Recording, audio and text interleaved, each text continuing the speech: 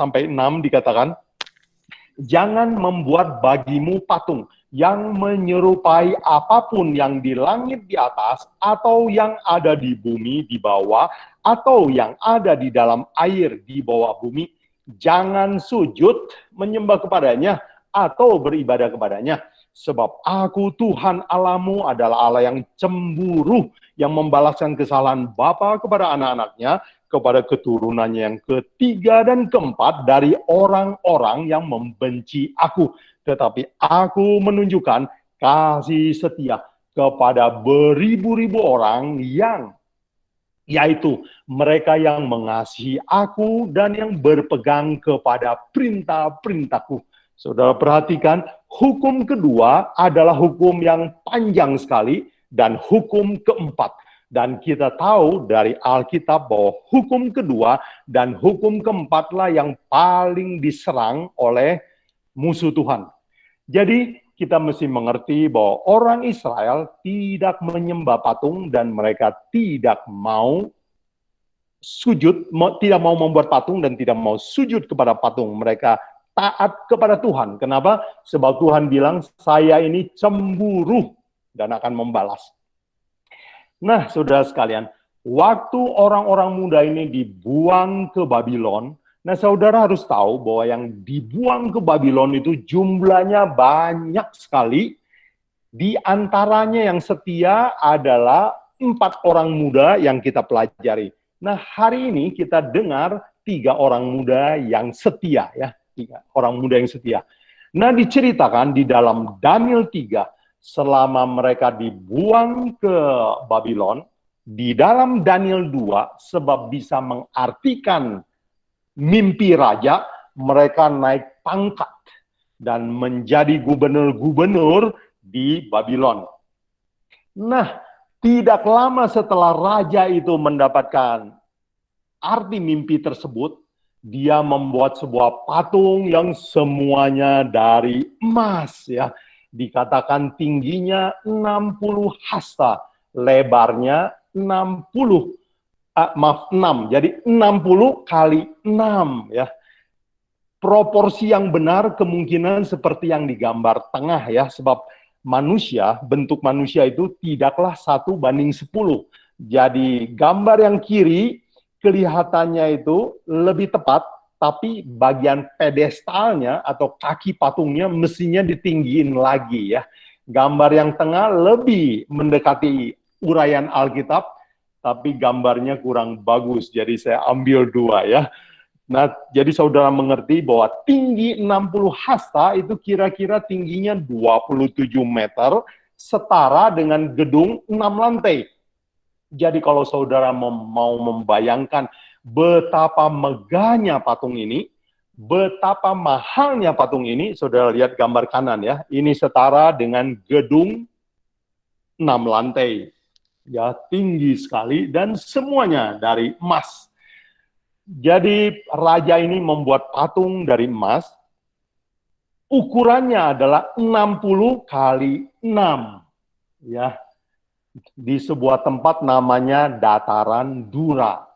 Kemudian diadakanlah undangan nasional, pengumuman nasional, lalu dibunyikanlah musik, semua orang harus tunduk dan sujud. Tetapi ada 3 orang muda, teman-teman dari Daniel, namanya Sadrak, Mesak, dan Abednego, tidak mau sujud menyembah patung. Lalu datanglah pengaduan, orang-orang lapor sama raja. 3 orang Yehuda yang bapak tuanku raja angkat menjadi penguasa. Mereka itu tidak taat, tidak sujud kepada patung. Jadi dipanggillah 3 orang muda ini menghadap raja. Raja bertanya, benarkah kamu tidak mau menyembah patung? Orang muda ini menjawab, iya tuanku, tidak ada gunanya kami memberi jawab kepada tuanku. Lalu raja dengan marah bilang, saya kasih kesempatan kedua. Begitu dengar suara bunyi-bunyian, kamu harus sujud. Kalau tidak, saya akan buang kamu ke dalam dapur api. Lalu orang muda ini menjawab, Kalau Allah yang kami sembah bisa melepaskan kami, biarlah dia lepaskan kami. Tetapi kalau tidak, kami tetap tidak mau sujud menyembah patung buatan Tuanku. Lalu raja saking marahnya memanaskan api itu lebih panas. Sampai orang yang menggotong ketiga orang muda ini masuk ke dalam dapur api itu sampai mati terbakar. Lalu tiga orang muda ini masuk ke dalam dapur api. Terjadilah mujizat. Sudah tahu ceritanya?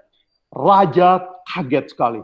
Dia bilang, "Hei, saya masukkan tiga orang. Kenapa sekarang di dalam ada empat orang?" Lalu mereka dikeluarkan, rambutnya, bajunya, tidak ada bau gosong sedikit pun. Seperti mereka lagi piknik di dalam dapur api. Itulah mujizat yang dicatat dalam Daniel 3. Nah, saudara sekalian, kita mau belajar, ya, apa tujuannya, apa pelajaran apa yang kita bisa ambil dari Daniel 3. Saya ambil hanya 4 aplikasi, saudara sekalian. Saya yakin kita bisa ambil lebih. Tapi mari kita pelajari 4 aplikasi ini. Nah, aplikasi yang pertama adalah, saudara sekalian, kita akan belajar apa yang disebut tipologi. Saudara perlu belajar ini. Tipologi adalah ilmu tentang pola di Alkitab, bahwa pola ini akan diulang lagi di akhir zaman, ya. Jadi apa yang terjadi itu benar terjadi, tetapi ada sebuah pola, pattern yang akan terjadi kemudian. Seperti cuaca, ya saudara sekalian. Sekarang musim hujan, nanti terjadi musim panas, nanti tahun depan itu akan terjadi lagi. Nah, sekarang kita mau belajar mengapa ukuran patung ini 60 kali 6.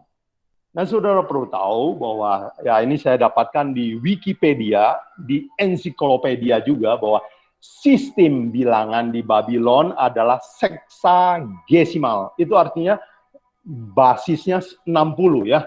Kalau kita sekarang kan karena belajar dari huruf Arab, dari orang Arab, kita menghitung pakai 10 jari tangan, ya. Basis 10 namanya. Kita menghitung dari 0 sampai 9, lalu kembali ke 0. Jadi itulah angka sistem desimal namanya. Tetapi orang Babylon menggunakan sistem 60. Semuanya adalah berdasarkan angka 60 atau pecahan dari 60. Dan sistem Babylon ini masih dipakai di dalam jam, menghitung sudut, ya. Kita tahu bahwa 1 menit itu terdiri dari 60 detik, ya. 1 jam terdiri dari 60 menit. Kemudian sudut itu terdiri dari 360 derajat. Itu adalah kelipatan dari 60 juga. Itu semua adalah warisan dari Babylon. Nah, apa yang terjadi bahwa raja ini membuat ukuran 60 kali 6 itu memang menandakan bahwa dia benar-benar Raja Babylon. Ya. Saya pernah satu kali menerima gambar bangunan dari orang Amerika. Dan ukurannya adalah 1/12, ya, 1/12 feet, sekian inch. Waktu kita convert ke sentimeter, angkanya menjadi tidak bulat. Buat mereka bulat, buat kita tidak bulat.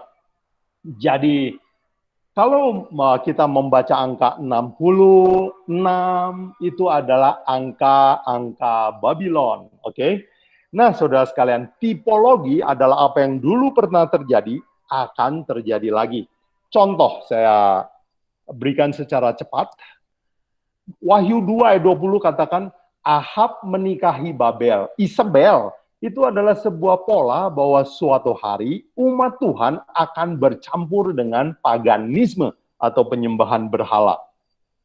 Di cerita bilangan ada seorang raja namanya Raja Balak minta tolong kepada Nabi Bileam dalam Wahyu 2 ayat 14. Itu artinya apa, saudara sekalian? Suatu hari di akhir zaman akan ada politik bergabung dengan agama. Minggu lalu kita sudah belajar, itu artinya besi bercampur tanah liat. Kemudian kita baca bahwa Nabi Elia adalah tipologi Yohanes Pembaptis, bahwa reformasi akan diulang. Kita baca di Alkitab juga perbudakan di Mesir, itu menggambarkan sebuah perbudakan dosa. Pembebasnya adalah Yesus Kristus. Hidup Yusuf, ya, dijual, tapi kemudian berhasil jadi juru selamat, itu adalah gambaran hidup Yesus. Bukankah Yesus juga dijual oleh saudaranya dan akhirnya menjadi juru selamat dunia? Jadi saudara sekalian, kita lihat bahwa di Alkitab penuh dengan tipologi, pola yang akan berulang kembali dalam arti yang lain. Nah, saudara sekalian, di dalam Daniel 3 kita belajar bahwa patung itu dibuat ukurannya 60 kali 6.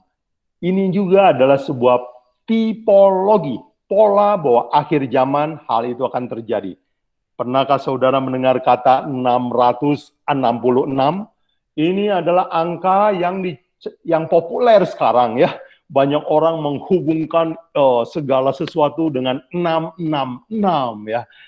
Nah, mari kita belajar apa itu sebenarnya 666 ini. Di dalam Wahyu 13 ayat 2 katakan, pada akhir zaman akan muncul binatang yang serupa dengan macan tutul, kaki seperti beruang, mulut seperti mulut singa, dan kekuatannya seperti kekuatan naga. Saudara sekalian, mungkin saya akan cepat. Bila mana saudara merasa ini terlalu berat, jangan khawatir, nanti waktu kita sampai kepada kitab Wahyu, ini semua kita akan ulang. Saya akan ringkaskan secara cepat. Bahwa binatang itu adalah kerajaan. Dalam kitab Wahyu diramalkan bahwa pada akhir zaman akan ada muncul sebuah kerajaan yang sifatnya seperti Babylon, sifatnya juga mirip Media Persia, dan dia juga punya sifat Yunani, dan dia punya sifat Roma. Dan di dalam Wahyu 13 ayat 6 dikatakan, mulutnya menghujat nama Allah. Jadi dia adalah orang yang suka menentang Allah, bikin aturan sendiri, seperti Nebukadnezar, bukan? Dan pada akhir zaman, di dalam Wahyu 13 ayat 14 dan 15 dikatakan, dia akan memaksa orang untuk menyembah patung yang dia buat. Dan orang yang tidak mau tunduk, itu akan dibunuh. Bukankah sama dengan Daniel 3? Ya? Jadi dia akan mendirikan patung. Kemudian ada ancaman hukum mati, sama juga ya. Nah kemudian kita baca bahwa siapakah orang pada akhir zaman yang akan bikin patung yang pakai angka 6 juga ya? 666. Wahyu 13 ayat 18 katakan, yang penting di sini ialah hikmat. Barang siapa yang bijaksana, baiklah yang menghitung bilangan binatang itu, karena bilangan binatang itu adalah bilangan seorang manusia, dan bilangannya ialah 666. Siapakah ini, saudara sekalian? Dia adalah bilangan seorang manusia, artinya dia adalah seorang raja. Kemudian kita tahu bahwa bilangan itu haruslah bilangan Babylon. Nah kita tahu bahwa penerus Babylon itu adalah Media Persia. Penerus Media Persia adalah Roma. Siapakah penerus terakhir dari mimpi patung Nebukadnezar yang kita belajar minggu lalu? Itu adalah Roma keagamaan. Jadi kalau begitu saudara sekalian, siapakah penguasa akhir zaman yang akan disebut 666, yang akan memaksa orang untuk menyembah aturan bikinan dia sendiri?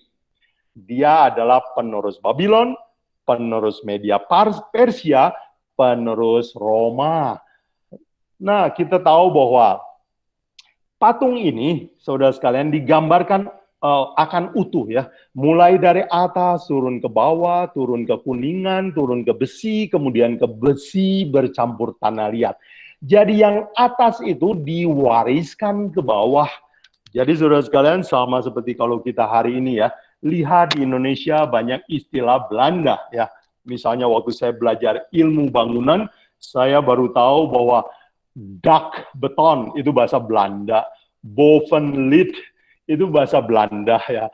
Kemudian banyak ya, kusen itu dalam bahasa Belanda disebut kozin. Oh, langsung saya sadar bahwa memang Indonesia pernah dijajah Belanda. Jadi saudara sekalian, Kalau Roma keagamaan mewarisi dewa-dewa dari atasannya, oh tidak heran saudara sekalian ya. Dan memang Wahyu 13 itu menggambarkan bahwa Roma keagamaan ini itu di sebelah kanan ada gambar bahwa binatang ini gabungan ya. Kita sebut dia singa boleh, tapi kakinya mirip beruang. Kita bilang beruang boleh, tapi kok badannya mirip macan tutul. Kalau kita bilang macan tutul, kenapa kekuatannya seperti kekuatan naga? Jadi ini adalah binatang gabungan. Ini adalah tepat sekali menggambarkan kuasa terakhir sebelum Yesus datang. Oke, jadi minggu lalu kita sudah belajar garis besar sejarah dunia. Dan ini akan diulangi lagi. Dan pesan dari Daniel 3 adalah, kalau Roma keagamaan ini berkuasa, maka dia akan menganiaya. Sama seperti yang dilakukan oleh Nebukadnezar.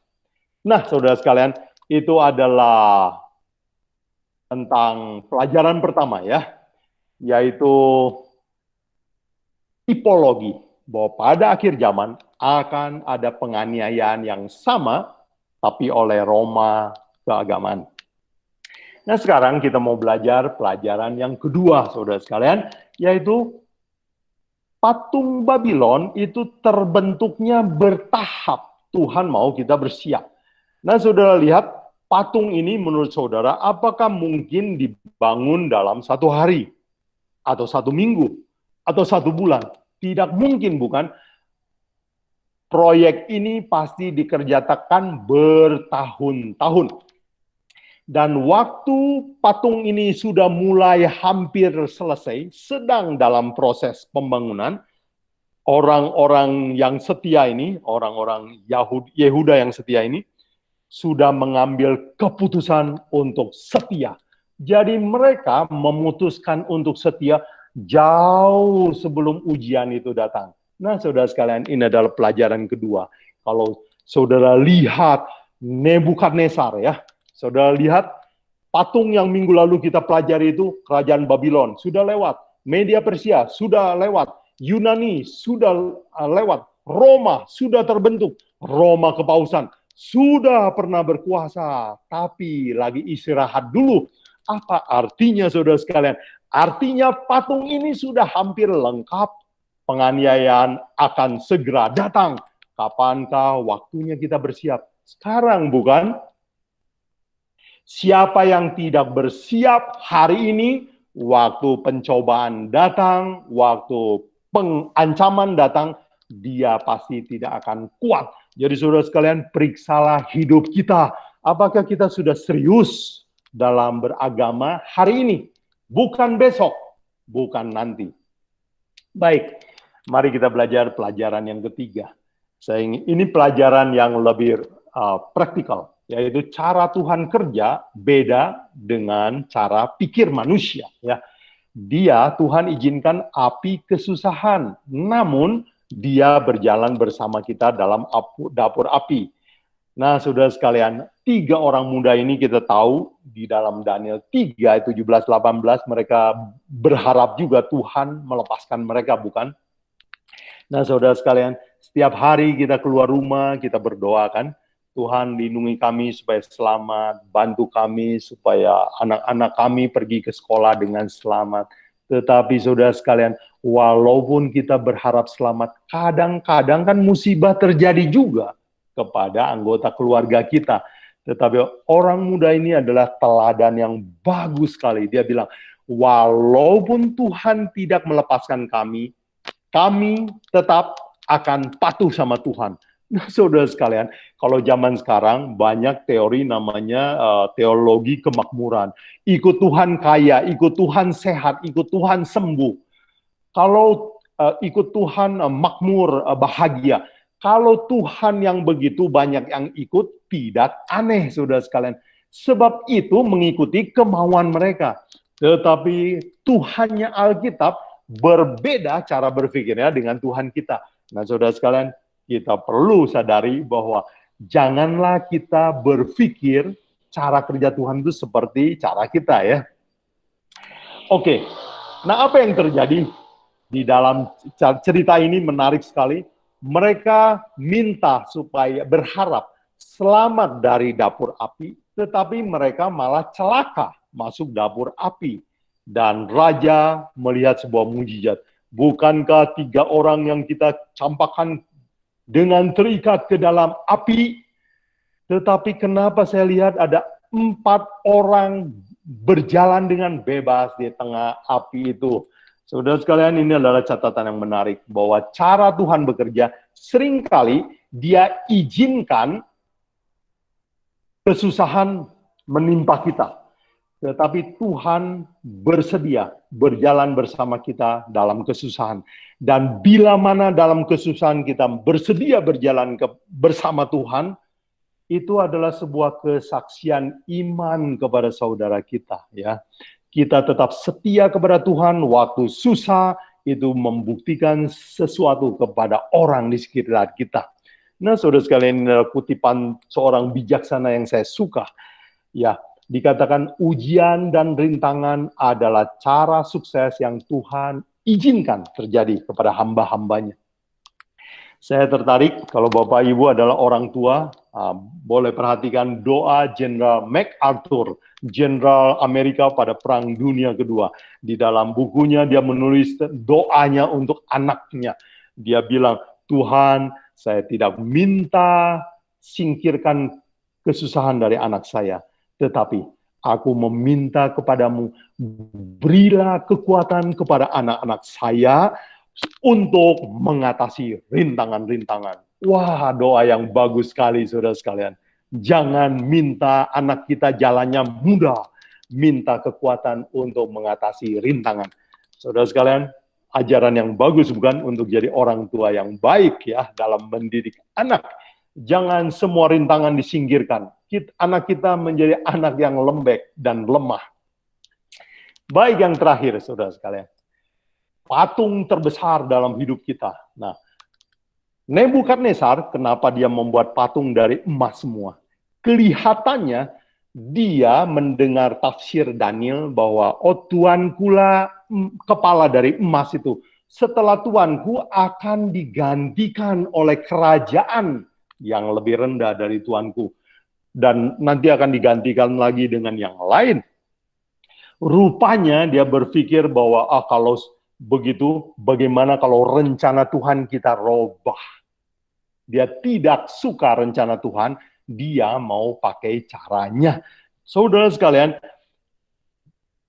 tidak suka kepada rencana Tuhan, mau mengikuti hati kita, itu adalah patung terbesar dalam hidup kita.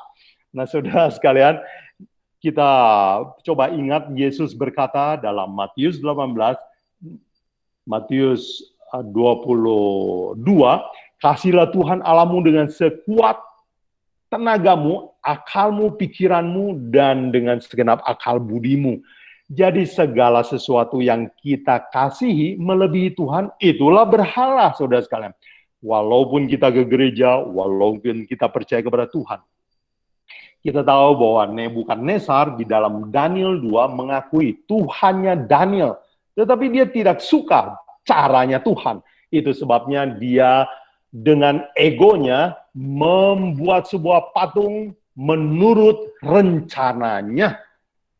Jadi saudara sekalian, ego adalah patung terbesar dalam hidup kita. Ya, mari saudara sekalian kita lihat apa nasihat Paulus tentang ego. Ya, ego dalam bahasa Yunani artinya aku. Ya, jadi saya kutip ini kata aku itu saya ganti dengan ego. Galatia 2 ayat 20. Ini adalah ayat yang bagus sekali. Ya, gospel in one sentence. Aku atau ego telah disalibkan dengan Kristus, namun aku hidup, tetapi bukan lagi aku sendiri yang hidup, melainkan Kristus hidup di dalam ego. Dan hidup ego yang ego hidupkan sekarang ini dalam daging adalah hidup oleh iman dalam anak Allah yang telah mengasihi aku dan menyerahkan dirinya untuk aku. Nah, saudara sekalian, tujuan tertinggi orang Kristen bukan pergi ke Israel, bukan jadi misionaris, bagus itu, bukan tamat Alkitab 10 kali atau 100 kali, itu bagus. Tetapi tujuan tertinggi yang bisa dicapai orang Kristen adalah ego mati, ego takluk kepada Yesus Kristus. Nah, saudara sekalian, kita tahu bahwa ego kita atau Mr. I ini saya sebut adalah makhluk yang paling berbahaya ya. Mr. I ini kalau tersinggung, urusan bisa kacau ya, rapat bisa gagal ya, kegiatan amal bisa tercemar. Baik. Dan kalau saudara pikir mungkin, supaya masuk surga kita harus percaya Yesus Kristus. Mari kita perhatikan, Paulus katakan bahwa orang yang mementingkan diri tidak masuk surga. Oke, saya kutip. Galatia 5, 19 sampai 21. Perbuatan daging telah nyata, kepentingan diri, dan sebagainya. Terhadap semuanya itu, kuperingatkan kamu bahwa barang siapa melakukan hal demikian, ia tidak akan mendapat bagian dalam kerajaan sorga. Aduh, saudara sekalian, ayat ini terlalu keras, terlalu berat. Tetapi ini ditulis oleh Paulus karena dia sayang mengasihi kita. Bahwa banyak orang Kristen belum bertobat, egonya belum ditaklukkan kepada Yesus Kristus. Paulus katakan orang yang demikian tidak akan masuk surga.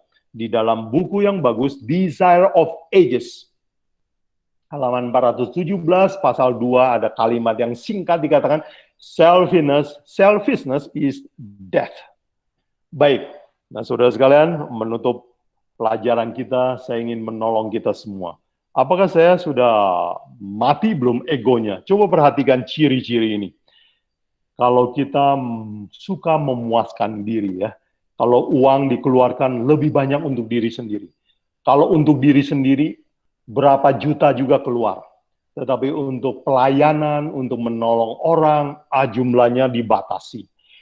Kalau nolong orang, diketahui orang, jumlahnya lebih besar. Kalau tidak diketahui orang, jumlahnya kecil. Kita adalah orang yang memuaskan diri sendiri. Kemudian apakah kita haus pujian dan jempol? Ya, sekarang karena media sosial, orang-orang senang sekali mengumpulkan jempol, ya, pujian, saudara, sanjungan. Itu adalah sebuah kerinduan dari ego. Apakah kita mudah tersinggung, terutama sama orang di rumah? Saya tahu banyak orang Kristen sopan sekali sama orang luar, tapi mudah sekali tersinggung sama orang di rumah. Kita adalah manusia yang mempunyai berhala terbesar, yaitu ego. Apakah kita mudah sakit hati? Sulit mengampuni kesalahan orang lain? Apakah kita suka bertengkar? Bahkan kita suka berdebat? Kita adalah orang yang egonya belum mati. Saudara sekalian, hari ini kita belajar tentang patung Nebukadnezar. Kita melihat egonya Raja Nebukadnezar. Tetapi saudara sekalian, sementara kita melihat cerita Daniel pasal 3 ini, ingatlah saudara sekalian, berhala terbesar yang menghalangi kita masuk surga adalah orang yang mukanya muncul di depan cermin. Itulah manusia yang paling berbahaya. Itulah yang harus ditobatkan. Semoga dengan pelajaran ini kita menyadari bahwa kita adalah orang berdosa. Diri harus mati. Kristus harus menggantikan tempat ego. Baru kita siap untuk masuk surga. Semoga pelajaran Daniel 3 ini bisa menjadi... Halo? Semoga pelajaran hari ini masih bisa dengar suara saya? Iya, dengar. Oh ya. Semoga pelajaran hari ini bisa jadi pelajaran buat kita. Oke, saya tepati janji saya setengah jam ya. Mari kita tunduk kepala untuk berdoa. Bapa dalam surga, terima kasih. Setiap firman Tuhan akan keluar dengan tidak sia-sia. Dan biarlah hari ini kami telah belajar tentang patung terbesar. Dan kami menyadari bahwa kami adalah orang berdosa. tidak layak masuk surga. Bantu kami supaya Kristus hidup menggantikan ego kami. Bantu semua pendengar, bantu kami selama belajar bersama dalam diskusi. Tuntun kami ya Tuhan, dalam nama Yesus kami persembahkan ini semua. Amin.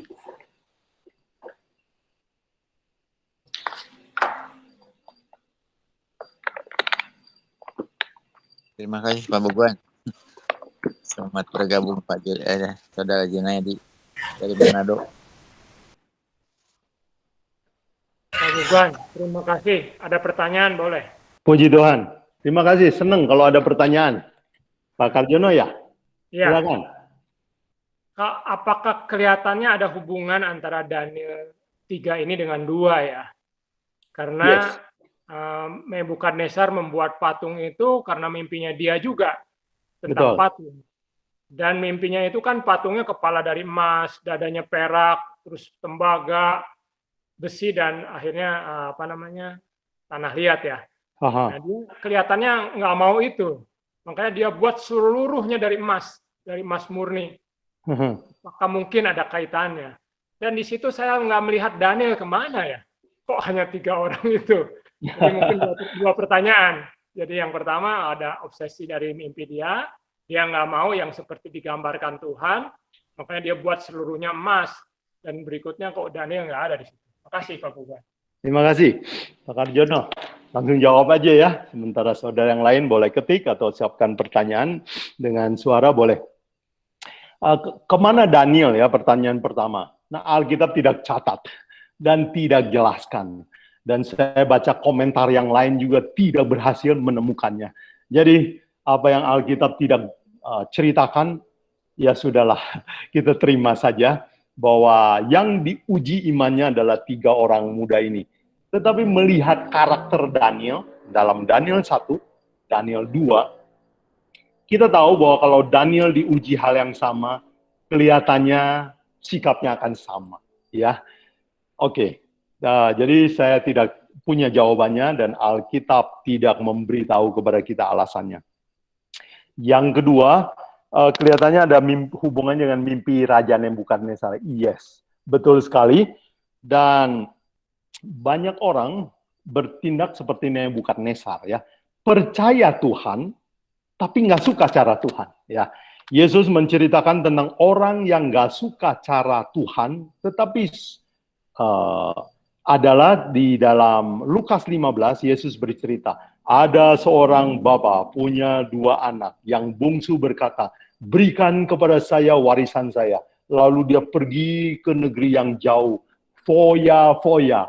Nah, saudara sekalian, foya-foya itu adalah lambang hidup kita semua ya. Bahwa kita itu senang pikir kalau hidup tidak menurut hukum, itu lebih enak. Misalnya, kalau boleh merokok itu lebih bahagia. Boleh melanggar perzinahan itu bahagia. Boleh lihat pornografi dengan bebas itu artinya bahagia. Saudara sekalian, itu adalah pendapat kita. Kalau menurut Tuhan, penurutan adalah kebahagiaan. Tetapi anak bungsu lebih senang keluar. Apa hasilnya? Ya sengsara juga. Jadi kesimpulannya Alkitab mau kasih tahu kepada kita, bahagia ada di dalam penurutan rencana Tuhan. Terima kasih Pak Karjono, pertanyaan yang baik sekali. Terima kasih Kak Buguan. Terima kasih. Ya, silakan. Ada lagi pertanyaan? Ada yang mau bertanya?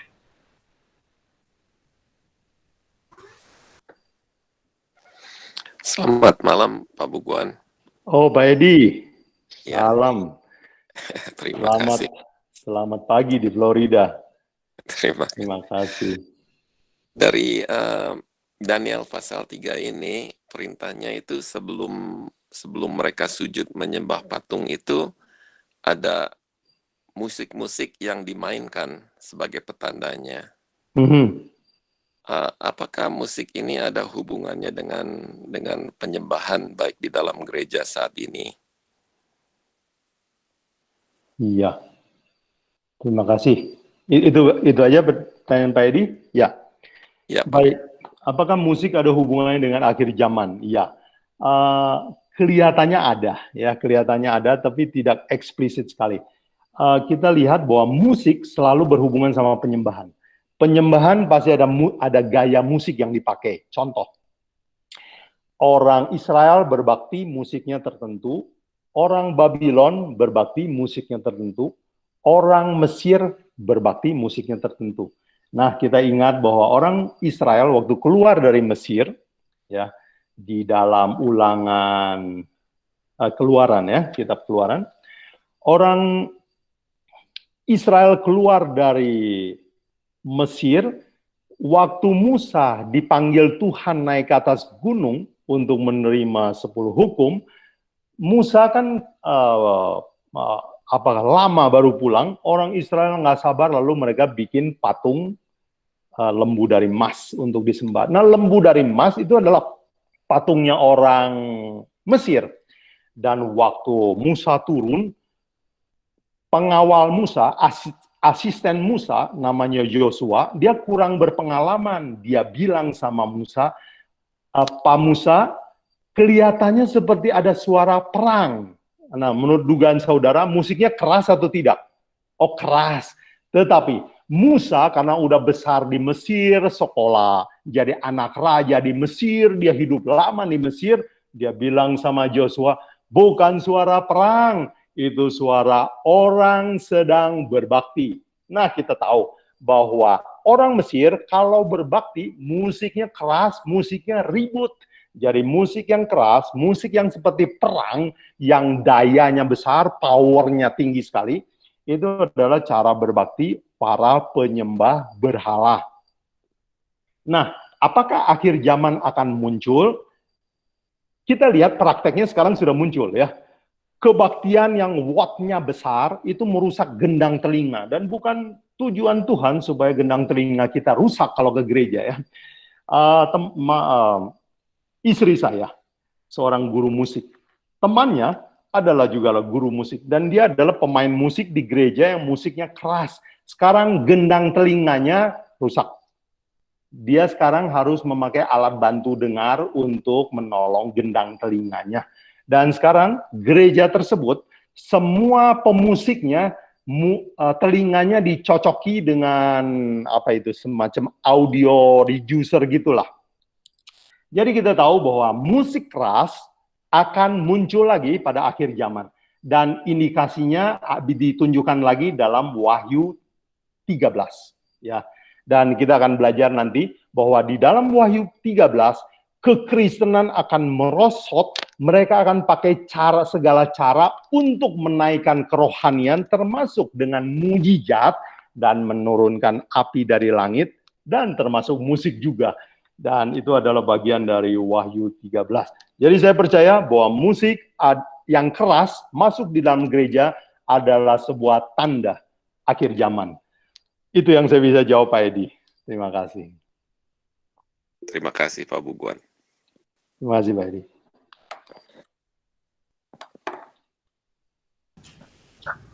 Ya, silakan saudara-saudaraku, jika ada pertanyaan, boleh langsung tanya, boleh juga di chat. Oh, ada chat ya. Ada dari chat Pak Yobuguan dari Jokes for Fun. Salam, selamat malam Pak Yobuguan. Menaklukkan ego adalah hal yang tidak mudah karena hampir setiap manusia selalu cenderung mementingkan dirinya sendiri.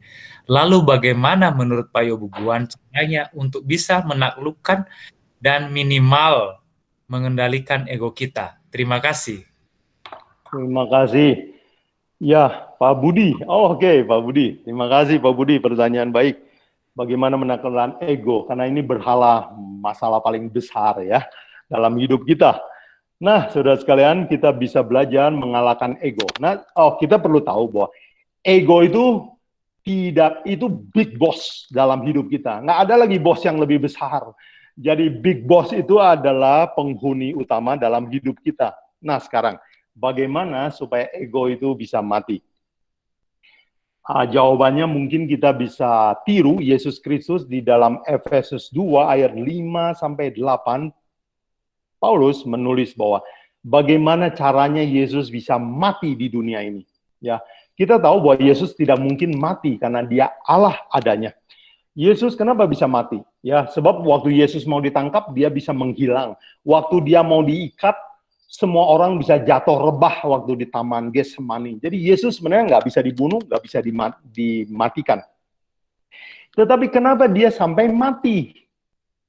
Jawabannya diberikan oleh Paulus, dikatakan bahwa dalam keserupanya dengan Allah, dia mengosongkan dirinya dan merelakan dirinya. Nah, kata kuncinya dalam mengosongkan diri dan rela. Jadi saudara sekalian, teman-teman juga, Pak Budi, bagaimana supaya ego mati? Nomor satu, kita harus mau dan kita rela. Sebab nggak ada bos yang bisa menaklukkan dia kecuali kita sendiri. Si ego itu rela untuk dimatikan, ya. Gengsi itu rela. Jadi kata kuncinya adalah mau. Satu kali saya mengajar Alkitab dan orang bertanya sama saya, Pak, kapan sebaiknya saya dibaptis? Apakah saya sudah selesai belajar doktrin Alkitab atau sudah belajar Kejadian sampai Wahyu baru dibaptis? Jawaban saya adalah bukan kalau tamat Alkitab atau doktrin. Kalau kamu membenci sifatmu, itulah waktumu untuk dibaptis. Kamu benci dengan kelakuanmu, itulah waktumu untuk dibaptis. Jadi, waktu kita melihat jijinya, jahatnya ego kita, dan kita rela mati, minta tolong sama Yesus, begitulah caranya untuk mati. Tidak ada cara lain, saudara sekalian. Tidak ada. Jadi, belajar sama Yesus, bahwa dengan rela, kita baru bisa mati. Apakah ini menjawab Pak Budi? Semoga ya. Terima kasih. Iya, terima kasih Pak Yobuguan. Terima kasih juga buat Pak Budi Santoso yang telah bertanya. Sekarang ada pertanyaan lagi dari Melvin Silalahi. Pertanyaannya, pada waktu mendirikan patung tersebut, apakah umat Tuhan tahu bahwa patung tersebut nantinya akan disembah? Ada juga info pada waktu patung disuruh disembah, awalnya memang tidak ada acara untuk penyembahan. Menurut Bapak bagaimana? Dan apa makna untuk tipologi dengan keadaan sekarang? Apakah sudah ada tanda untuk menyembah patung? Dan siapakah patung itu? Apakah ego yang dimaksud? Nah, itu dia. Itu pertanyaannya, Pak. Terima kasih pertanyaannya, Pak Mervin. Ya, apakah umat Tuhan tahu bahwa patung itu kalau selesai harus disembah? Tahu. Ya. Jadi orang Babylon biasa menyembah patung, dan kalau dibikin pasti untuk disembah. Kalau patungnya semakin besar, pasti upacaranya semakin besar juga. Jadi mereka tahu, ya, patung itu waktu dibangun, proyek dimulai, mereka sudah bersiap sedia. Penganiayaan akan datang. Nah, pertanyaan kedua adalah, apakah pada akhir zaman kita tahu bahwa ada juga info bahwa waktu patung disuruh sembah, awal memang tidak ada cara untuk penyembahan. Oh ya, mereka tahu bahwa patung kalau selesai pasti harus disembah. Apa makna tipologi dalam keadaan sekarang? Apakah sudah ada tanda untuk menyembah patung dan siapakah patung itu? Nah, teman-teman semua, saat ini belum ada komando untuk sembah patung. Nah, itu sebabnya kita belajar Daniel 3. Patung ini waktu dibikin, orang muda ini sudah bersiap. Sekarang kita sudah belajar kemarin, Daniel 2, patung itu kan sudah lagi dibentuk. Patung dari kepala emas sudah dibentuk, dada dari perak sudah mulai terbentuk, perunggu, tembaga, besi bercampur tanah liat. Sedikit lagi kan selesai. Jadi kita harus belajar tipologi bahwa kalau patung ini jadi, pasti datang penganiaya. Dan memang kita diberitahu di Wahyu 13, bahwa patung ini kalau terbentuk, sama dia akan mengadakan penganiayaan. Jadi apakah ada aba-aba? Tidak ada. Tapi dari belajar Alkitab kita tahu bahwa penganiayaan pasti datang. Jadi saudara sekalian, ini adalah kabar baik dan kabar buruk buat kita. Ya, ikut Tuhan ternyata ada susah sengsaranya. Tetapi puji Tuhan, Tuhan akan berjalan bersama kita waktu susah. Dan dia akan memberikan surga kepada orang yang mau susah bersama Tuhan. Pertanyaan berikutnya, siapakah patung itu? Oke, saudara bersabar. Kita akan belajar lebih banyak tentang patung akhir zaman itu nanti di kitab Wahyu, terutama Wahyu 13. Ya, supaya kita step by step. Apakah patung yang akan dipaksa semua orang untuk sujud menyembah kepada dia? Ya, stay tune ya, kata orang penyiar radio. Terus apakah ego yang dimaksud? Oh ya, ego adalah ini, aku ini, si Mr. I ini, ya, sifat mementingkan diri yang ada di dalam hidup kita. Sifat mudah tersinggung, sifat mau cari pujian, sifat senang mementingkan diri sendiri, itu adalah ego. Dan ego ini, kalau kita tidak serahkan kepada Kristus, Paulus bilang, tidak bisa masuk surga. Jadi, itulah ego. Itulah ego. Ego dalam bahasa Paulus itu adalah manusia lama. Ya, manusia lama harus mati, yaitu ego. Dalam bahasa Yesus itulah menyangkal diri ya. Matius 16 ayat 24. Yesus katakan, siapa mau ikut saya, dia harus sangkal diri, sangkal ego. Dia harus bisa mengalahkan ego. Ya, begitulah. Semoga cukup jelas ya. Pak Silalahi, thank you. Pak Ibu Guan, apakah ego itu sama dengan patung itu? Jadi patung yang akan disuruh kita paksa sembah di akhir zaman itu ego. Oh, oke. Sorry ya. Thank you, bagus diperjelas. Apakah bukan? Ya, jadi ini dua aplikasi ya. Pada akhir zaman kita akan dipaksa untuk menyembah patung. Dan kalau kita menyembah patung itu, kita nggak lolos ujian. Oke, itu satu ya. Tetapi saudara sekalian, hari ini kita sudah lagi diuji dengan patung. Patung yang minta setiap hari disembah adalah ini, Mr. I ini. Kalau kita tersinggung, maunya mulut kita itu langsung mengeluarkan kata-kata sadis ya. Dan kebiasaan itu, keluar makian, kata-kata kasar, itu adalah bentuk aniaya kita kepada orang lain. Jadi, tadi kan kita belajar bahwa akhir zaman akan ada penganiayaan dan pemaksaan untuk menyembah patung. Tetapi kita perlu tahu bahwa ini aplikasi buat pribadi dan secara spiritual adalah hari ini ada patung yang minta disembah terus. Patung itu namanya ego.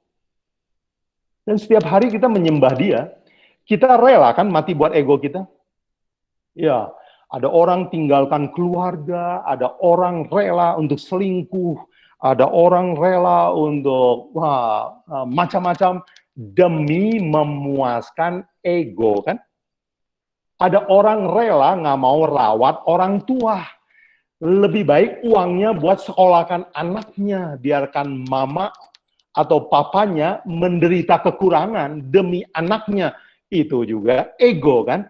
Itu adalah bentuk penyembahan berhala yang hari ini kita lakukan terus-menerus. Dan saya khawatir saudara sekalian, kalau ego kita mati, sebenarnya kita bukan calon surga. Kita calon neraka. Jadi saudara sekalian, itu ego yang lebih bahaya dari ego patung yang akan dipaksakan nanti ya. Aduh, saya takut untuk mengatakan ini sebab kalimat yang sama sedang menegur saya sendiri. Tuhan kiranya menolong kita semua ya. Thank you Pak Marvin. Lagi boleh? Halo, ya silakan. Lagi boleh.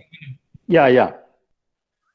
Kelihatannya Nebukadnezar waktu itu ya, setelah Sadrah, Mesah, Abednego di dalam masuk ke dalam dapur api, Ya, dia tidak meruntuhkan patung emas itu, ya, tetapi kelihatannya tetap orang-orang di luar, 3 orang itu masih menyembah patung, karena betul. dikatakan bahwa jangan mengganggu Allahnya mereka ini, Sadrah, Mesah, Abednego, dilarang menghina. Tetapi kayaknya patungnya nggak diruntuhkan karena itu kan mungkin masih disembah, kan nggak kebanggaannya Nebukadnezar juga, mungkin itu ya, karena Betul. nggak ada ceritanya itu.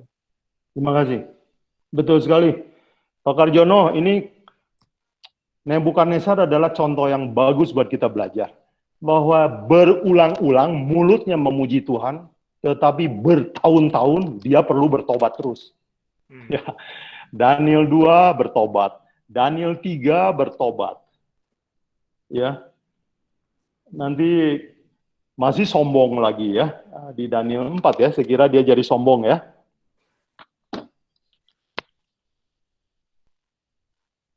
Ya, Daniel 4 baru Tuhan bikin hina sekali ini Nebukadnezar. Nah, saudara sekalian, manusia ini mirip Nebukadnezar lah. Tobatnya itu susah sekali. Sampai mesti masuk di dalam lumpur kehinaan baru mau pulang sama Tuhan. Ya, seperti Yesus bilang, anak bungsu, di mana dia bertobat? Bukan waktu miskin pulangnya, bukan. Ada orang bilang, oh karena dia miskin ya mau pulang. Bukan, miskin juga belum pulang. Waktu teman pergi, bukan, dia juga belum pergi, belum pulang ke rumah waktu teman-teman sudah habis. Kapan dia pergi? Apakah di kandang babi? Bukan. Waktu di kandang babi juga dia belum mau pulang. Kapan waktu dia mau pulang? Alkitab bilang, waktu dia mau makan makanan babi, dan tidak ada yang kasih. Lalu dia menyadari keadaannya. Jadi manusia ini lambat sekali bertobat. Dan saudara sekalian, memang kita harus belajar bahwa pada dasarnya di dalam diri kita tidak ada kemampuan untuk bertobat. Tidak ada. Kita lebih menghargai ego kita daripada menuruti Tuhan, menyerahkan hidup kita sama Tuhan. Nah, kalau begitu, siapa yang bisa membuat kita bertobat? Roh Kudus. Jadi kalau kita suatu hari bertobat benar-benar dan membenci sifat kita, itu pasti karya Roh Kudus. Ya, jadi kesombongan Nebukadnezar dan kelambatan dia dalam bertobat itu adalah pelajaran buat kita semua. Thank you Pak Karjono, bagus sekali pengambatannya. Ya, terima kasih Pak Ibu Guan. Tadi saya lihat Ibu Herlina angkat tangan. Ada pertanyaan, Bu? Silakan. Enggak, kepencet kali. Oh, kepencet ya RSN-nya ya. Iya, iya benar. Iya. Ya, kepencet. Maaf. Ya, nggak apa-apa. Ada lagi yang mau bertanya? Boleh bertanya.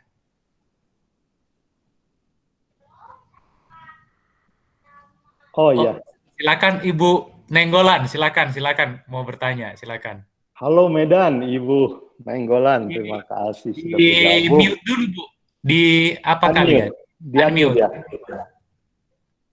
Ibu Nenggolan di unmute. Iya. Ada itu di bawah. Kalau di bawah itu di samping warna merah. Di bawah ada video, ada telepon, baru ada ya. Oke, ada. Silakan. Terima kasih. Ya, selamat malam buat kita semua. Selamat malam Pak Boboan. Selamat malam senang Bu. mendengar. Ya, senang mendengar kalau Ibu Pak Boboan sudah mulai membaik. Amin.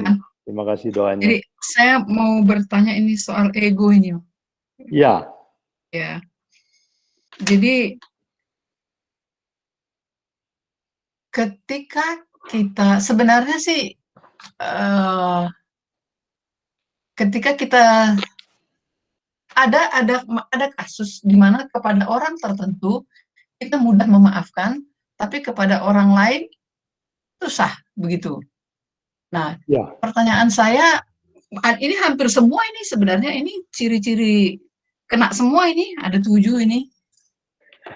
Pemuasan diri mungkin sedikit lah ya kalau saya, tapi kadang-kadang masih pengen dipuji, mudah tersinggung, ya sakit hati, jadi semuanya ini. Nah, pertanyaan saya, apakah doa orang yang memiliki salah satu, apalagi semua ini berkenan di hadapan Tuhan? Nah, itu dia, Pak. Apakah berkenan ya? Oke. Itu saja pertanyaannya Bu Nenggolan? Iya. Iya. Bu, pertanyaannya sederhana tapi susah ini. Saya pakai Alkitab untuk menjawab bahwa Tuhan tidak berkenan. Ya. Iya. Di dalam Galatia 5, Paulus bilang, tetapi keinginan daging telah nyata. Itu adalah patung semua ya. Kebencian, pertengkaran, perselisihan itu adalah berhala dalam hidup kita. Dan kalau kita masih memiliki itu, Paulus bilang, janganlah orang itu menyangka bahwa dia dapat bagian dalam kerajaan Allah. Jadi kita harus menyadari bahwa kita calon neraka. Itu nomor 1 ya, Bu. Iya. Maaf saya pakai kata yang eksplisit ya. Kita harus menyadari bahwa kita calon neraka, baru kita merindukan surga. Karena orang yang bisa melepaskan kita dari pintu neraka adalah kuasa Yesus Kristus. Jadi, nah sekarang, kalau kita mempunyai sifat itu, kita menyadari. Nah, Ibu Nenggolan tadi bilang, aduh saya ada ini kena. Ya bagus, artinya Roh Kudus bekerja. Kalau di antara saudara sekalian, atau mungkin kita setelah mendengar ciri-ciri ini, dia bilang, oh tak ada itu semua. Tidak, nggak kena sama saya itu kenanya sama suami saya kena semua. Itu kita dalam bahaya. Kita merasa bahwa kita baik. Saya yakin bahwa semua manusia di dunia ini mempunyai ego, itulah berhala terbesar. Itu sebabnya kita di dalam perbudakan dosa. Dan itulah ego kita seperti raja namanya Firaun. Nggak mengizinkan kita untuk keluar dari Mesir.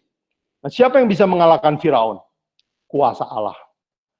Ya, Tuhan bilang, dengan tangan yang kuat, aku membawa kamu keluar dari Mesir.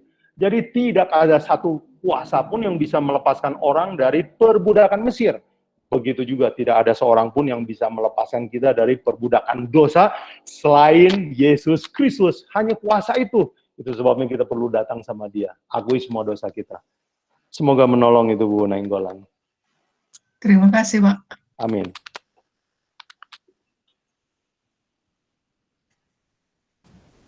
Ya, terima kasih Pak Ibu Guan. Ada lagi yang mau bertanya? Dari Bali, dari Medan, dari Bandung, boleh bertanya. Ya, selamat malam. Ya, silakan Pak Hardi, selamat malam. Selamat malam Pak Tawaris. Selamat malam Pak Yobo Guan. Halo, selamat malam Pak Hardi. Ya, ini Pak Hardi. Senang sekali bisa ketemu di sini. Ya. Menarik sekali tadi pertanyaan dari Ibu Nenggolan. Ya, mengenai 7 ciri-ciri lah. Ciri-ciri mengenai keegoan manusia atau saya. Ya. Pertanyaannya Pak begini. Bagaimana dengan manusia yang masih memiliki ciri-ciri 7 keegoan itu, antaranya, dan ini orang ini orang Kristen, tiba-tiba meninggal Pak. Apakah dia tetap masuk neraka atau surga yang seperti dijanjikan oleh Tuhan Yesus Kristus sebagai penebus dosa? Terima kasih Pak. Terima kasih Pak Hardi, pertanyaan yang bagus sekali. Kata kuncinya adalah sikap kita yang terakhir. Ya, kita ingat di samping salib Yesus ada seorang penjahat. Ya, di bawah penjahat itu ada orang Farisi yang rajin ke gereja, rajin berdoa, rajin puasa, rajin amal. Tetapi siapakah yang Tuhan bilang engkau akan bersama saya nanti di Firdaus? Itu adalah penjahat. Kenapa penjahat ini dapat janji? Penjahat ini kan kita tahu ya, hidupnya jahat. Tetapi akhirnya dia mengatakan begini, ya Yesus, ingatlah aku. Berarti apa? Waktu dia melihat gerak-gerik Yesus di samping salib, dia merasa bahwa orang ini adalah jawaban kerinduan hati saya. Dan waktu dia bilang, ingatlah aku Yesus, itu kan berbukti bertobat ya. Dan memang dia nggak sempat lagi punya waktu untuk membuktikan pertobatannya, jadi dia meninggal. Dan apakah dia akan masuk surga? Yesus memberi garansi masuk surga. Jadi, yang penting adalah akhirnya, bukan di awal, bukan awal, janji kita, akhir. Nah, ada orang bilang sama saya, kalau begitu Pak, bagus juga kalau kita bertobatnya nanti ya, kalau di ruangan ICU, udah sekarat gitu. Kita foya-foya dulu di dunia ini, kalau mau mati baru bertobat. Nah, saudara sekalian, jawaban saya kepada orang yang suka nanya begitu adalah, ya boleh aja, asal saudara yakin keburu. Nah, saudara sekalian, di dalam perjanjian lama juga ada contoh bagus. Kalau seseorang berbuat dosa, apa yang harus dia lakukan? Bawa seekor domba, sembelih sendiri domba itu, bakar sendiri domba itu, dibantu oleh imam-imam tentunya. Apa artinya, saudara sekalian? Kalau kita ya punya merasa bahwa, aduh saya punya kelemahan ya, sama istri muda tersinggung, sama anak muda sekali marah besar, lalu kita menyadari bahwa, aduh sifat saya jelek sekali. Kita datang kepada Yesus dan menyerahkan hidup kita untuk dibakar. Nah, kalau setelah kita bilang, Tuhan, saya menyerahkan diri untuk dimatikan. Besoknya egonya hidup lagi. Tapi kita sadar lagi, matikan lagi. Itu sebabnya peraturan di dalam imamat, kapan saja kalau kamu merasa berdosa, bawa domba ke sini. Bawa domba ke sini. Jadi ini adalah proses yang terus-menerus. Bukan sekali kita bertobat, wah langsung besok kita orang sabar. Bukan. Hari ini kita bertobat, besok kita bertobat lagi. Lusa kita bertobat lagi. Dan kalau kita bertobat tiap hari, itulah orang yang Yesus bilang, nanti akan bertemu saya di kerajaan Firdaus. Jadi mari kita menyadari kekurangan kita. Terima kasih Pak Hardi, pertanyaan yang baik sekali untuk kita semua. Terima kasih Pak Yobogun dan Tuhan Yesus memberkati. Amin, amin Pak Hardi. Ya, terima kasih. Pak Edi, Pak Edi mau bertanya?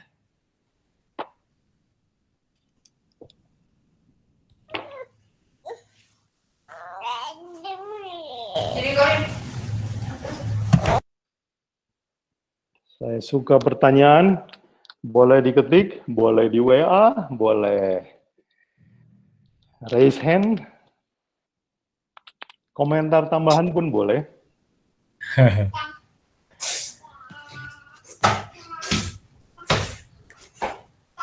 Iya, jadi kalau tidak ada lagi,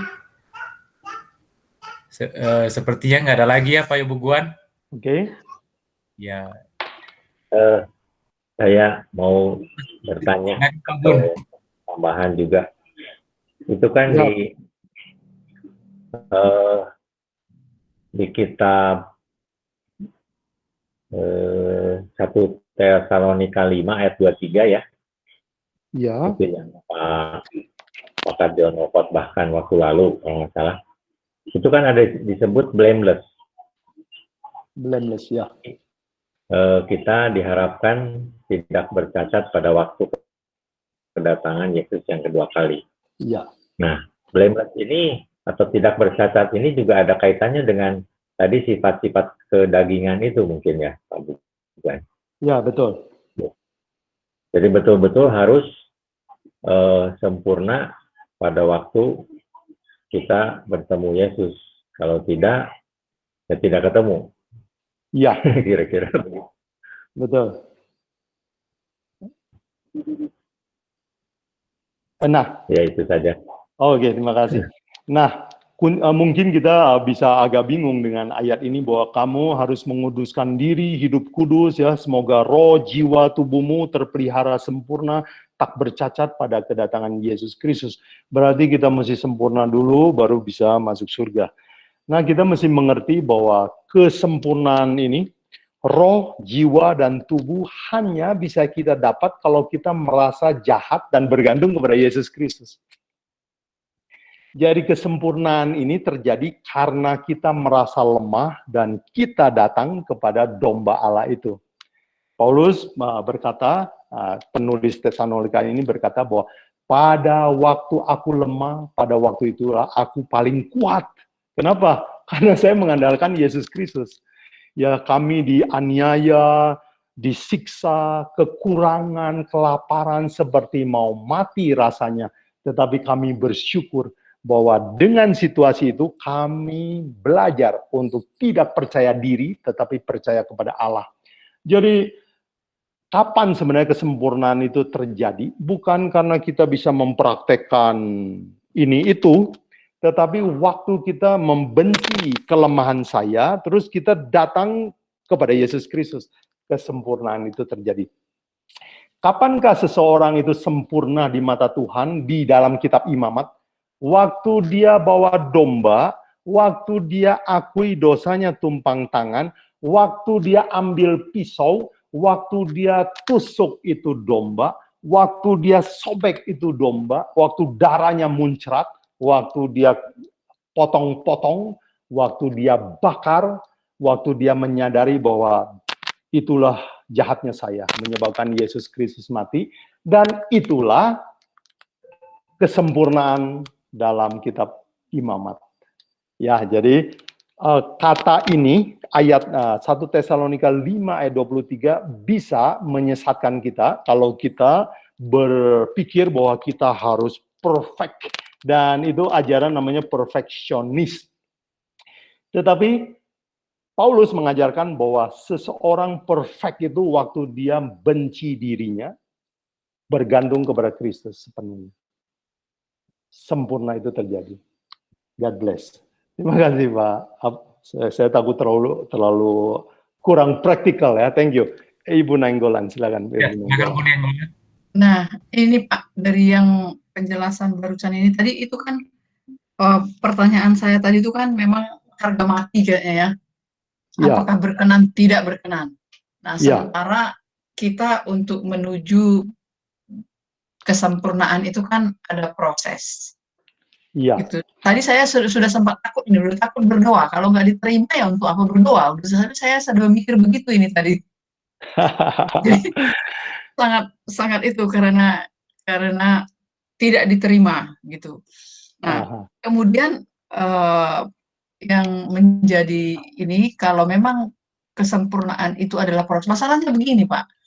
Hari ini saya berdoa, mungkin tengah malam atau subuh kita terbangun kasih tahu semua itu minta diampuni, tolong saya membuang ini. Tapi besok ketemu orangnya, memang berkurang tapi belum habis ya gitu. Terus gimana? Ya, artinya datang lagi gitu. Ya, itu artinya egonya belum disalibkan kan? Nah itu dia. Ya, jadi Paulus bilang, ego saya disalibkan bersama Kristus. Kalau saya masih hidup adalah karena anak Allah hidup di dalam ego. Jadi kursi ego kasih sama Kristus. Bencinya serahkan sama Yesus Kristus. Kalau kita rasa belum mampu, akui sama Tuhan. Tuhan, saya belum mampu, bantu saya. Kita minta tolong. Waktu kita sadar bahwa kita orang jahat, disitulah titik kuatnya kita. Ya. Itu rahasia kekristenan ya. Karena waktu kita sadar lemah, kita minta pertolongan ya, maka kita jadi kuat. Betul. Oke. Jadi artinya memang ada proses lah ya. Ya. Ada proses untuk merendahkan hati kita. Karena ego ini paling susah ditaklukkan. Dan ini adalah patung terbesar dari segala patung. Dan itu membuat Tuhan cemburu. Ya. Ingat, Tuhan dalam hukum 2 bilang, aku adalah Allah yang cemburu. Bayangkan saja suami kita atau istri kita. Kalau kita punya kekasih lain, bagaimana perasaan dia? Sakit sekali. Begitulah Tuhan kita sakitnya hati sama kita. Kita bilang kita berserah sama dia, tapi kita menyembah ego kita. Kita bilang baca Alkitab, tapi kita ikutin cara hidup kita, maunya kita. Tuhan itu sakit hati sama kita. Jadi Tuhan Allah kita cemburuan. Ya. Kita serahkan hati sama dia. Nah, saya ingin tambahkan saudara sekalian bahwa sebagian orang Kristen agak keras bahwa di luar Yesus Kristus orang tidak bisa selamat. Ya, ada doktrin seperti itu bahwa maaf di luar Kristen itu nggak bisa selamat karena Alkitab yang bilang begitu. Nah, saya ingin katakan bahwa memang hanya Yesus juru selamat dunia, tetapi jangan lupa bahwa Yesus juga membawa keselamatan ini secara rohani. Coba perhatikan, saudara, perhatikan bisa Matius 16 ayat 24. Bukankah itu hal rohani? Siapa yang tidak sangkal diri, pikul salib. Tidak bisa ikut Yesus. Jadi kalau begitu, adakah orang di luar Kristen yang sangkal diri, membenci di sifat dirinya sendiri, dan rela menderita, rela mati sifat lamanya? Ada. Dan Yesus di dalam khotbahnya di atas bukit, kalimat pertama yang Yesus bilang syarat masuk surga adalah, berbahagialah orang yang miskin di hadapan Allah. Oh, Yesus tidak bilang berbahagialah orang yang ke gereja, berbahagialah orang yang baca Kejadian sampai Wahyu, berbahagialah orang yang percaya nama Yesus. Yesus bilang cara lain tentang keselamatan adalah berbahagialah orang yang miskin di hadapan Allah. Apa artinya? Miskin itu artinya merasa tidak layak, berdosa banget gitulah. Nah, waktu orang itu merasa saya kok berdosa banget, orang itulah calon surga. Yesus bilang. Nah, siapakah ini orang yang merasa berdosa banget? Pernah anak saya bilang begini, wah saya tadi dengar kesaksian. Penjahat masuk surga, bertobat jadi penginjil. Anak saya waktu kecil pernah tanya, apa kita perlu jadi penjahat dulu? Terus kita bertobat, supaya kita kesaksiannya itu kayak bertobat benar-benar. Saya bilang, enggak perlu. Banyak orang yang sebenarnya penjahat besar, walaupun dia nggak melakukan kejahatan. Penjahatnya apa? Nipu orang, bohongin istri, licikin saudara. Itu kejahatan kan? Kejahatan. Tidak mau merawat orang tua, kejahatan. Di pengadilan Allah nanti akan semua diungkap. Ya, hitungan sama saudara. Kalau saudara nggak mau urus orang tua, saya juga nggak mau. Kalau dia keluar 1 juta, saya keluar 1 juta. Wah, terlalu perhitungan begitu. Jadi, saudara sekalian, banyak penjahat yang nggak masuk penjara sebenarnya. Nah, siapakah orang yang akan masuk surga? Yaitu orang yang merasa, aduh Tuhan ini saya jahat sekali. Pikiran saya jahat sekali. Saya nggak layak disebut anak Allah. Nah, orang yang merasa dirinya penjahat itulah, Yesus bilang, merekalah yang ampunya kerajaan surga. Ya, semoga ini bisa memperjelas. Thank you. Pertanyaan yang baik-baik semua. Ya, terima kasih Pak Yobuguan. Karena ini juga sudah malam, mungkin sampai di sinilah kebaktian kita pada malam hari ini. Kita akan lanjut Senin depan. Jadi bagi saudara-saudara yang punya pertanyaan boleh disimpan dan nanti akan ditanyakan ke pertemuan kita di hari Senin depan. Tuhan memberkati kita. Mari kita tutup kebaktian ini, kita bernyanyi dari lagu Sion 494, yaitu judulnya Di Dalam Sengsara dan Keluhanku. Nanti doa tutup Pak Beni Yonarto. Saya share ya.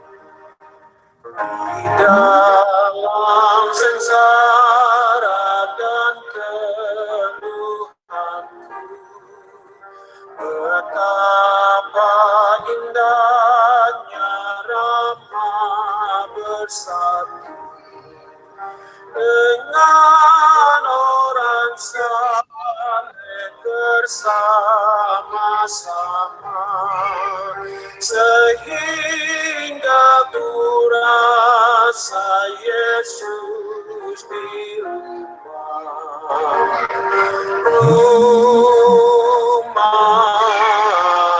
yang Tuhan sediakan bagiku di surga.